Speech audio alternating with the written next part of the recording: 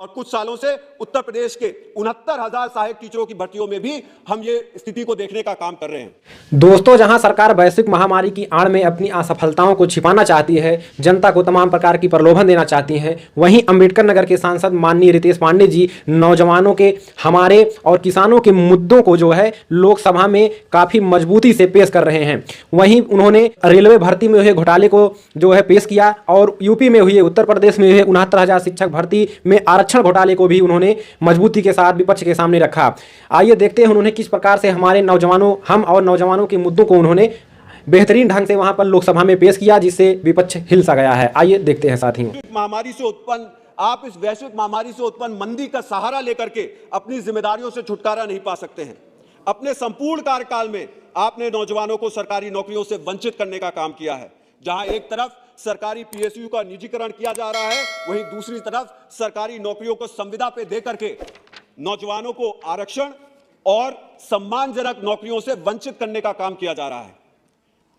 जो सरकारी नौकरियां आती भी है माननीय अधिष्ठाता महोदय, वह किसी न किसी प्रकार के घोटालों में लिप्त रहती हैं। जैसा कि हमने हाल में ही उत्तर प्रदेश और बिहार में राष्ट्रीय रेलवे बोर्ड की भर्तियों में देखने का काम किया है। और कुछ सालों से उत्तर प्रदेश के 69,000 सहायक टीचरों की भर्तियों में भी हम ये स्थिति को देखने का काम कर रहे हैं।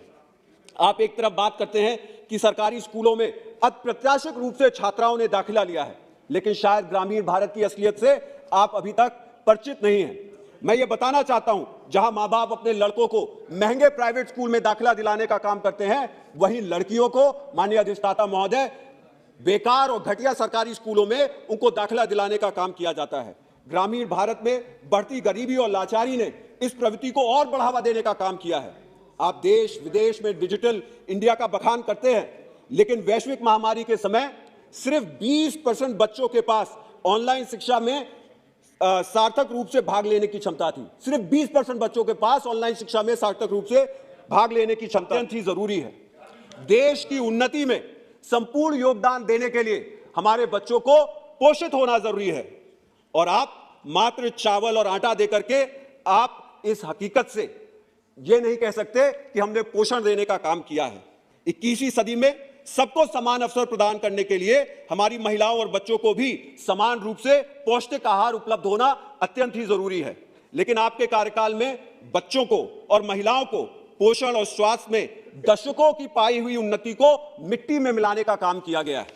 अगर आप इस सरकार की नाकामियों की बात करेंगे तो सबसे बड़ा धोखा देश के करोड़ों नौजवानों के साथ हुआ है। कितनी अपेक्षाओं और आकांक्षाओं के साथ देश के नौजवानों ने आपको 2014 और 2019 में वोट देने का काम किया था। जब आपने प्रलोभन दिया कि प्रतिवर्ष 2 करोड़ नौकरियां दी जाएंगी, तो हमारे नौजवानों ने विश्वास किया। जब आपने प्रलोभन दिया कि शिक्षा व्यवस्थाओं को और सुधार किया जाएगा, तो हमारे नौजवानों ने विश्वास किया।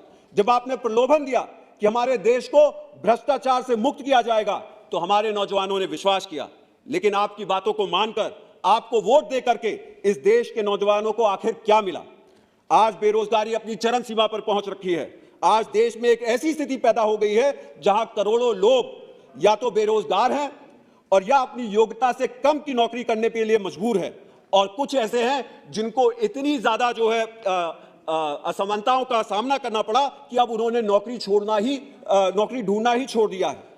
2 करोड़ नौकरी प्रतिवर्ष के हिसाब से अब तक आपको 14 करोड़ नौकरियां दे देनी चाहिए थी, लेकिन अभी तक इन नौकरियों का कोई भी हमारे पास ब्यौरा नहीं पहुंचा है। मुझे पूरा विश्वास है कि आगामी उत्तर प्रदेश के चुनाव में नौजवान इन 14 करोड़ नौकरियों का हिसाब